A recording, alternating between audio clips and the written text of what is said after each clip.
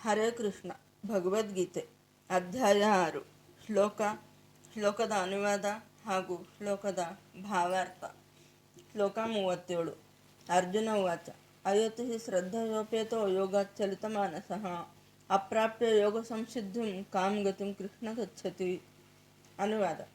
ಅರ್ಜುನನು ಹೀಗೆಂದನು: ಕೃಷ್ಣನೇ, ಪ್ರಾರಂಭದಲ್ಲಿ ಶ್ರದ್ಧೆಯಿಂದ ಆತ್ಮಸಾಕ್ಷಾತ್ಕಾರದ ಸಾಧನೆಯನ್ನು ಸ್ವೀಕರಿಸಿ, ಅನಂತರ ಪ್ರಾಪಂಚಿಕ ಮನೋಧರ್ಮದಿಂದ ಪ್ರಯತ್ನವನ್ನು ನಿಲ್ಲಿಸಿ ಯೋಗ ಸಂಸಿದ್ಧಿಯನ್ನು ಪಡೆಯದಿರುವ ಅಯಶಸ್ವಿ ಆಧ್ಯಾತ್ಮಿಕವಾದಿಯ ಗತಿಯೇನು?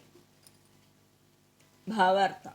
ಆತ್ಮಸಾಕ್ಷಾತ್ಕಾರದ ಅಥವಾ ಯೋಗದ ಮಾರ್ಗವನ್ನು ಭಗವದ್ಗೀತೆಯಲ್ಲಿ ಹೇಳಿದೆ. ಜೀವಿಯು ಈ ಜಡದೇಹವಲ್ಲ, ಅವನು ದೇಹದಿಂದ ಬೇರೆಯಾಗಿದ್ದಾನೆ.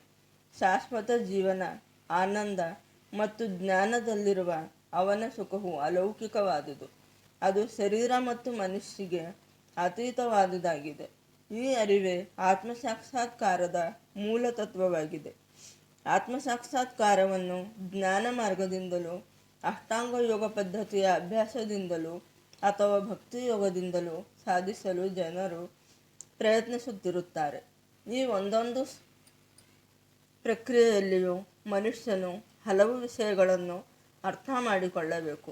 ಜೀವಿಯ ಸಹಜ ಸ್ವರೂಪ, ಭಗವಂತನೊಡನೆ ಅವನ ಸಂಬಂಧ ಮತ್ತು ಕಳೆದು ಹೋದ ಕೊಂಡಿಯನ್ನು ಮತ್ತೆ ಪಡೆದುಕೊಂಡು ಕೃಷ್ಣ ಪ್ರಜ್ಞೆಯ ಅತ್ಯುನ್ನತ ಹಂತವನ್ನು ಸಾಧಿಸಲು ಅಗತ್ಯವಾದ ಕರ್ಮಗಳು. ಇದನ್ನು ಅರಿಯಬೇಕು.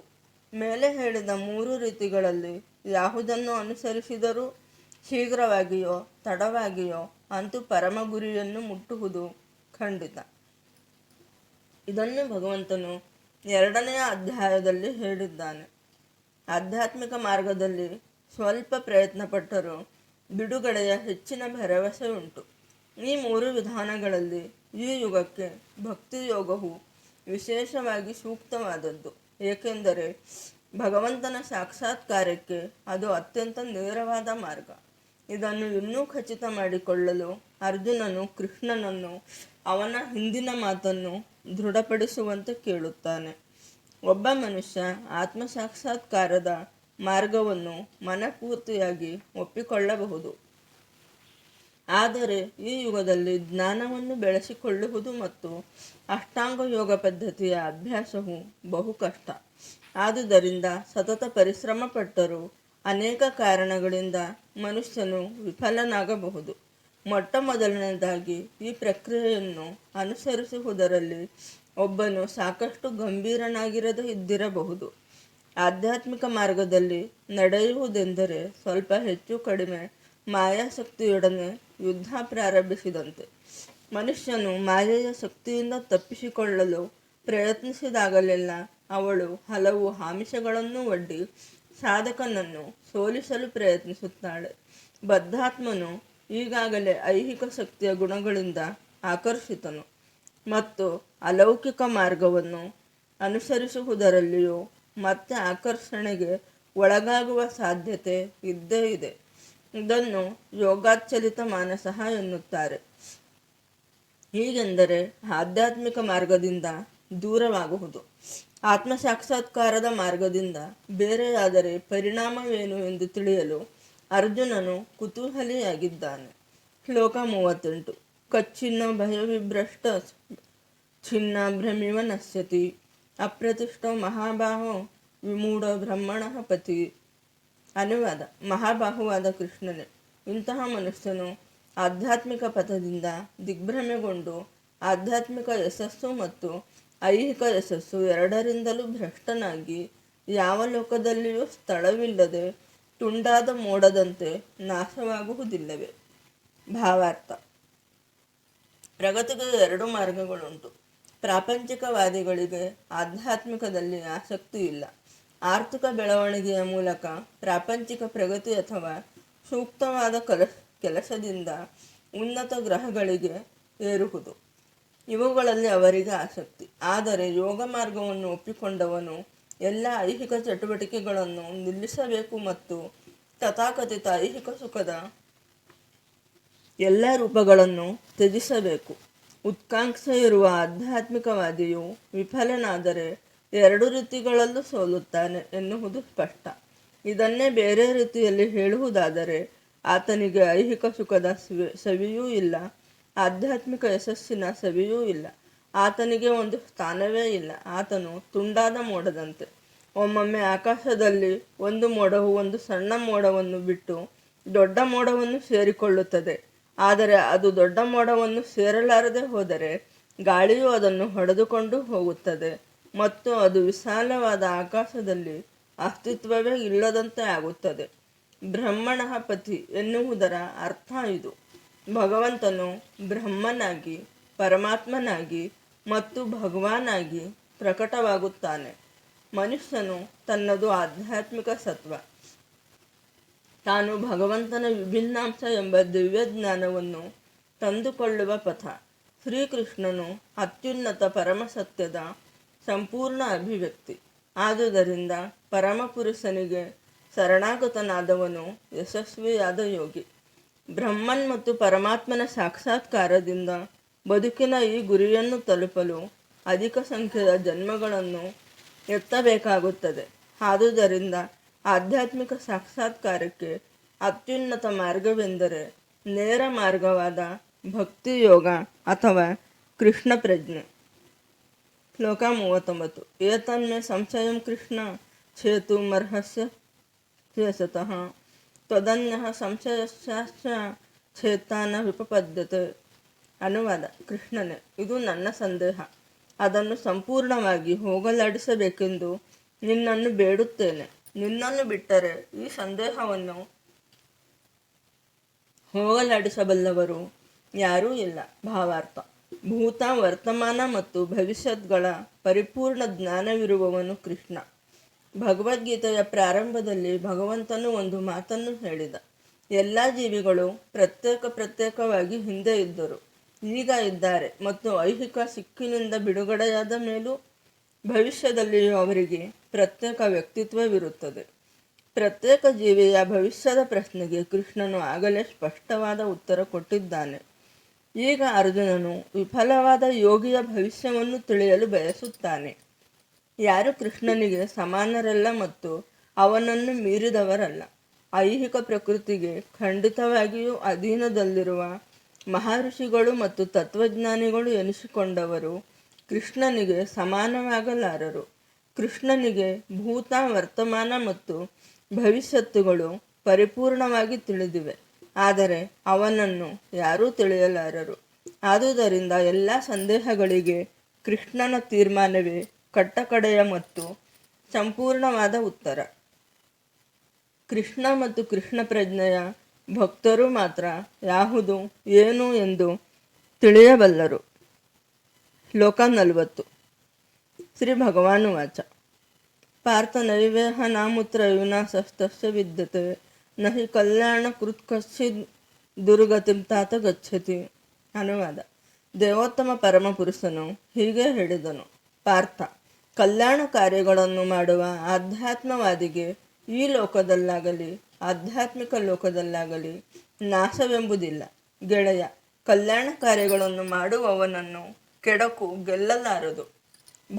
ಭಾವಾರ್ಥ: ಶ್ರೀಮದ್ ಭಾಗವತದಲ್ಲಿ ಶ್ರೀ ನಾರದ ಮುನಿಗಳು ವ್ಯಾಸದೇವರಿಗೆ ಹೀಗೆ ಉಪದೇಶ ಮಾಡುತ್ತಾರೆ. ತ್ಯಕ್ತ್ವಾ ಸ್ವಧರ್ಮಂ ಚರಣಾಂಬುಜಂ ಹರೇರ್ ಭಜನ್ನ ಪಕ್ವತ ಪತತ್ತೋ ಯದಿ ಯತ್ರ ಕ್ವ ವಾ ಭದ್ರಂ ಅಭೂದಾಯುಷ್ಯಕಿಂ ಅಮುಷ್ಯಕಿಂ ಕೋ ವಾರ್ತ ಆಪ್ತೋ ಭಜತಾಂ ಸ್ವಧರ್ಮತಃ. ಯಾರಾದರೂ ಎಲ್ಲ ಐಹಿಕ ಭವಿಷ್ಯ ನಿರೀಕ್ಷೆಗಳನ್ನು ತ್ಯಜಿಸಿ ದೇವೋತ್ತಮ ಪರಮಪುರುಷನಲ್ಲಿ ಸಂಪೂರ್ಣ ಆಶ್ರಯವನ್ನು ಪಡೆದರೆ ಅವರಿಗೆ ಯಾವುದೇ ರೀತಿಯಲ್ಲಿ ನಷ್ಟವಾಗಲಿ ದುರ್ಗತಿಯಾಗಲಿ ಇಲ್ಲ. ಆದರೆ ಭಕ್ತನಲ್ಲದವನು ತನ್ನ ವೃತ್ತಿಯ ಕರ್ತವ್ಯಗಳಲ್ಲಿ ಸಂಪೂರ್ಣವಾಗಿ ತೊಡಗಿದರೂ ಏನನ್ನೂ ಪಡೆಯದೆ ಹೋಗಬಹುದು. ಐಹಿಕ ಭವಿಷ್ಯ ನಿರೀಕ್ಷೆಗಾಗಿ ಶಾಸ್ತ್ರದ ಪ್ರಕಾರವಾಗಿಯೂ ರೂಢಿಗೆ ಅನುಗುಣವಾಗಿಯೂ ಹಲವಾರು ಚಟುವಟಿಕೆಗಳಿವೆ. ಆಧ್ಯಾತ್ಮಿಕವಾದಿಯು ಬದುಕಿನ ಆಧ್ಯಾತ್ಮಿಕ ಪ್ರಗತಿಗಾಗಿ, ಕೃಷ್ಣ ಪ್ರಜ್ಞೆಗಾಗಿ ಎಲ್ಲ ಐಹಿಕ ಚಟುವಟಿಕೆಗಳನ್ನು ತ್ಯಜಿಸುತ್ತಾನೆ ಎಂದು ನಿರೀಕ್ಷೆಯುಂಟು. ಕೃಷ್ಣ ಪ್ರಜ್ಞೆಯನ್ನು ಸಂಪೂರ್ಣಗೊಳಿಸಿದರೆ ಮನುಷ್ಯನು ಅತ್ಯುನ್ನತ ಪರಿಪೂರ್ಣತೆಯನ್ನು ಸಾಧಿಸಬಹುದು. ಆದರೆ ಇಂತಹ ಪರಿಪೂರ್ಣ ಹಂತವನ್ನು ತಲುಪದೆ ಹೋದವನು ಐಹಿಕವಾಗಿಯೂ ಆಧ್ಯಾತ್ಮಿಕವಾಗಿಯೂ ನಷ್ಟಕ್ಕೆ ಒಳಗಾಗುತ್ತಾನೆ ಎಂದು ವಾದಿಸಬಹುದು. ವಿದಿತ ಕರ್ತವ್ಯಗಳನ್ನು ನಿರ್ವಹಿಸದಿದ್ದರೆ ಮನುಷ್ಯನು ಅದರ ಪ್ರತಿಕ್ರಿಯೆಯನ್ನು ಅನುಭವಿಸಬೇಕಾಗುತ್ತದೆ ಎಂದು ಶಾಸ್ತ್ರಗಳಲ್ಲಿ ಹೇಳಿದೆ. ಆದುದರಿಂದ ಆಧ್ಯಾತ್ಮಿಕ ಚಟುವಟಿಕೆಗಳಲ್ಲಿ ಯೋಗ್ಯ ರೀತಿಯಲ್ಲಿ ತೊಡಗದಿದ್ದವನು ಈ ಪ್ರತಿಕ್ರಿಯೆಗಳಿಗೆ ಒಳಗಾಗುತ್ತಾನೆ. ಯಶಸ್ವಿಯಾಗದ ಆಧ್ಯಾತ್ಮಿಕವಾದಿಗೆ ಅವನು ಆತಂಕ ಪಡುವ ಕಾರಣವಿಲ್ಲ ಎಂದು ಭಾಗವತವು ಭರವಸೆ ನೀಡುತ್ತದೆ. ವಿದಿತ ಕರ್ತವ್ಯಗಳನ್ನು ಪರಿಪೂರ್ಣವಾಗಿ ನಿರ್ವಹಿಸಲಿಲ್ಲ ಎನ್ನುವ ಕಾರಣಕ್ಕಾಗಿ ಆತನು ಪ್ರತಿಕ್ರಿಯೆಗೆ ಒಳಗಾಗಬಹುದಾದರೂ ಅವನಿಗೆ ನಷ್ಟವಿಲ್ಲ, ಏಕೆಂದರೆ ಮಂಗಳಕರವಾದ ಕೃಷ್ಣ ಪ್ರಜ್ಞೆಯನ್ನು ಮರೆಯುವುದು ಎನ್ನುವುದೇ ಇಲ್ಲ. ಇದರಲ್ಲಿ ತೊಡಗಿರುವವನು ಮುಂದಿನ ಜನ್ಮದಲ್ಲಿ ಕೆಳವರ್ಗದಲ್ಲಿ ಹುಟ್ಟಿದರೂ ಕೃಷ್ಣ ಪ್ರಜ್ಞೆಯಲ್ಲಿ ಮುಂದುವರೆಯುತ್ತಾನೆ. ಆದರೆ ವಿದಿತ ಕರ್ತವ್ಯಗಳನ್ನು ಕಟ್ಟುನಿಟ್ಟಾಗಿ ಪಾಲಿಸುವುದಷ್ಟನ್ನೇ ಮಾಡುವವನಿಗೆ ಕೃಷ್ಣ ಪ್ರಜ್ಞೆ ಇಲ್ಲದಿದ್ದರೆ ಕಲ್ಯಾಣವೇ ಆಗುತ್ತದೆ ಎಂದು ಹೇಳುವಂತಿಲ್ಲ. ಭಾವಾರ್ಥವನ್ನು ಮುಂದೆ ಹೇಳಿದಂತೆ ಅರ್ಥ ಮಾಡಿಕೊಳ್ಳಬಹುದು. ಮಾನವ ಕುಲವನ್ನು ಸಂಯಮವಿರುವವರು ಮತ್ತು ಸಂಯಮರಹಿತರು ಎಂದು 2 ವರ್ಗಗಳಾಗಿ ವಿಭಾಗಿಸಬಹುದು. ತಮ್ಮ ಮುಂದಿನ ಜನ್ಮದ ಅಥವಾ ಆಧ್ಯಾತ್ಮಿಕ ಮೋಕ್ಷದ ತಿಳುವಳಿಕೆಯೇ ಇಲ್ಲದೆ ಮೃಗಗಳಂತೆ ಇಂದ್ರಿಯ ಭೋಗದಲ್ಲಷ್ಟೇ ತೊಡಗಿರುವವರು ಸಂಯಮರಹಿತರ ವಿಭಾಗಕ್ಕೆ ಸೇರಿದವರು. ಶಾಸ್ತ್ರಗಳು ವಿಧಿಸಿದ ಕರ್ತವ್ಯಗಳನ್ನು ಅನುಸರಿಸುವವರು ಸಂಯಮಶೀಲರ ವಿಭಾಗಕ್ಕೆ ಸೇರಿದವರು. ನಾಗರಿಕರಾಗಲಿ ಅನಾಗರಿಕರಾಗಿರಲಿ, ವಿದ್ಯಾವಂತರಾಗಿರಲಿ ಅವಿದ್ಯಾವಂತರಾಗಿರಲಿ, ಬಲಶಾಲಿಗಳಾಗಿರಲಿ ದುರ್ಬಲರಾಗಿರಲಿ, ಸಂಯಮರಹಿತರ ವಿಭಾಗದವರು ಪಶು ಪ್ರವೃತ್ತಿಗಳಿಂದ ತುಂಬಿ ಹೋಗಿರುತ್ತಾರೆ. ಅವರ ಚಟುವಟಿಕೆಗಳು ಎಂದೂ ಕಲ್ಯಾಣಕರವಾಗಿರುವುದಿಲ್ಲ, ಏಕೆಂದರೆ ತಿನ್ನುವುದು, ನಿದ್ರಿಸುವುದು, ರಕ್ಷಣೆ ಮತ್ತು ಮೈಥುನ ಈ ಪಶು ಪ್ರವೃತ್ತಿಗಳನ್ನು ಸವಿಯುತ್ತಿರುವಾಗ ಅವರು ಸದಾ ಐಹಿಕ ಅಸ್ತಿತ್ವದಲ್ಲಿಯೇ ಉಳಿಯುತ್ತಾರೆ. ಈ ಅಸ್ತಿತ್ವವು ಯಾವಾಗಲೂ ದುಃಖಮಯವಾದದ್ದು. ಇದಕ್ಕೆ ಪ್ರತಿಯಾಗಿ ಶಾಸ್ತ್ರದ ವಿಧಿಗಳಿಂದ ನಿಯಂತ್ರಿತರಾಗಿ ಕ್ರಮೇಣ ಕೃಷ್ಣ ಪ್ರಜ್ಞೆಗೆ ಏರುವವರು ನಿಶ್ಚಯವಾಗಿಯೂ ಬದುಕಿನಲ್ಲಿ ಪ್ರಗತಿಯನ್ನು ಹೊಂದುವರು. ಕಲ್ಯಾಣಕರ ಮಾರ್ಗದಲ್ಲಿ ನಡೆಯುವವರನ್ನು 3 ವರ್ಗಗಳಾಗಿ ವಿಭಾಗಿಸಬಹುದು.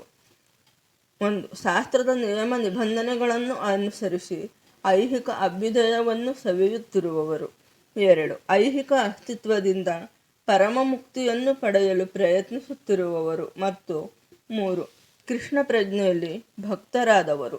ಪ್ರಾಪಂಚಿಕ ಸುಖಕ್ಕಾಗಿ ಶಾಸ್ತ್ರಗಳ ನಿಯಮ ನಿಬಂಧನೆಗಳನ್ನು ಅನುಸರಿಸುವವರನ್ನು ಇನ್ನೂ 2 ವರ್ಗಗಳಾಗಿ ವಿಭಾಗಿಸಬಹುದು.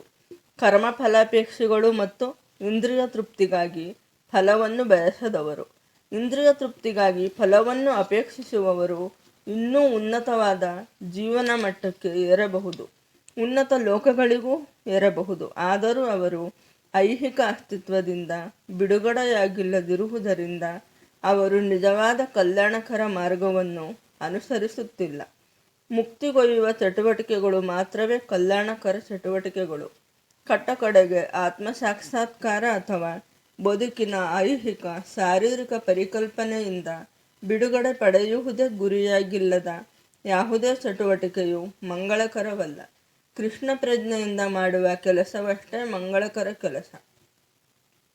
ಕೃಷ್ಣ ಪ್ರಜ್ಞೆಯ ಮಾರ್ಗದಲ್ಲಿ ಮುಂದುವರಿಯುವುದಕ್ಕಾಗಿ ದೈಹಿಕ ಬಾಧೆಗಳನ್ನು ಸ್ವ ಇಚ್ಛೆಯಿಂದ ಸ್ವೀಕರಿಸುವವನನ್ನು ಕಠಿಣ ವೈರಾಗ್ಯದ ಪರಿಪೂರ್ಣ ಯೋಗಿ ಎಂದು ಕರೆಯಬಹುದು. ಅಷ್ಟಾಂಗ ಯೋಗ ಪದ್ಧತಿಯ ಗುರಿ ಕೃಷ್ಣ ಪ್ರಜ್ಞೆಯ ಅಂತಿಮ ಸಾಕ್ಷಾತ್ಕಾರ. ಇಂತಹ ಅಭ್ಯಾಸವೂ ಸಹ ಮಂಗಳಕರವಾದದ್ದು ಮತ್ತು ಈ ವಿಷಯದಲ್ಲಿ ತನ್ನಿಂದಾದಷ್ಟು ಪ್ರಯತ್ನಿಸುವವನು ತನಗೆ ದುರ್ಗತಿಯಾಗುವುದೆಂದು ಹೆದರಬೇಕಾಗಿಲ್ಲ. ಹರೇ ಕೃಷ್ಣ.